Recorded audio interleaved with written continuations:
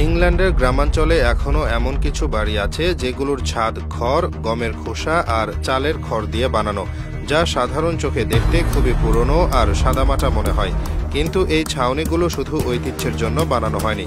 বাস্তবে এই ছাউনি এতটাই কার্যকর যে আধুনিক ছাদ যেখানে গরমে উত্তপ্ত হয়ে যায়, ঠান্ডায় জমে বরফ হয়, সেখানে এই খড়ের ছাউনি গ্রীষ্মে ঘর ঠান্ডা রাখে আর শীতকালে উষ্ণতা ধরে রাখে। আর সবচেয়ে বড় কথা, এগুলো এমনভাবে শব্দ আটকায় যে বাহিরে ঝড় বৃষ্টি হলেও ঘরের ভেতরে একরকম নিস্তব্ধতা পাওয়া যায়। এই ছাউনি বানানোর পদ্ধতি একেবারে হাতে করা, যেখানে বিশেষভাবে প্রশিক্ষিত কারিগরদের প্রয়োজন হয়। কারণ খড় সাজিয়ে এমনভাবে পাততে হয় যাতে বৃষ্টি পড়লেও পানি ভেতরে না ঢোকে, আবার বাতাসে সেটা উড়ে না যায়। প্রতিটি স্তরে খড় বা গমের খোসা এমনভাবে গেঁথে দেওয়া হয় যেন তা একদিকে পানি সরিয়ে দেয়, অন্যদিকে বাতাস ঢুকতে দেয় না।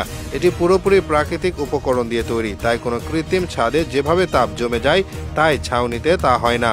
এই ছাউনির আরেকটি বড় সুবিধা হলো এটা মেরামত করা খুবই সহজ।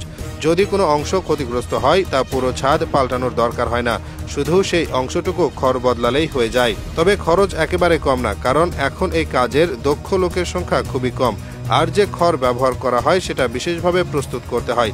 এজন্য এই ছাউনি এখন শুধু দরিদ্রের বিকল্প না, বরং যারা ঐতিহ্য আর প্রাকৃতিক স্থাপত্য পছন্দ করে তাদের পছন্দের হয়ে দাঁড়িয়েছে। এই ছাউনিগুলোর স্থায়িত্বও অবাক করার মতো। যদি ঠিকভাবে তৈরি করা হয় আর নিয়মিত পরিচর্যা করা হয় তাহলে এক একটা ছাদ 50 থেকে 70 বছর পর্যন্ত টিকে যায়। আধুনিক কংক্রিট বা টিনের ছাদ যেখানে 20 থেকে 25 বছর পর বড় মেরামত দরকার পড়ে, সেখানে খড়ের ছাউনি সঠিক যত্নে এক প্রজন্ম পার করে দেয়। আর এই ছাউনি পরিবেশের জন্য একদম নিরাপদ, কারণ এটা পুরোপুরি বায়োডিগ্রেডেবল। এজন্যই বলা হয় আধুনিক প্রযুক্তির ছাদ যতই চকচকে হোক না কেন, প্রকৃতি আর দক্ষ কারিগরের হাতে তৈরি ছাউনি তার কাজের দিক থেকে আজও অনেক এগিয়ে। কারণ এগুলো প্রমাণ করে সব উন্নয়ন মানেই প্রযুক্তি নয়, কখনো কখনো পুরনো পদ্ধতি সবচেয়ে কার্যকর হয়ে দাঁড়ায় যদি সেটাকে ঠিকভাবে কাজে লাগানো যায়।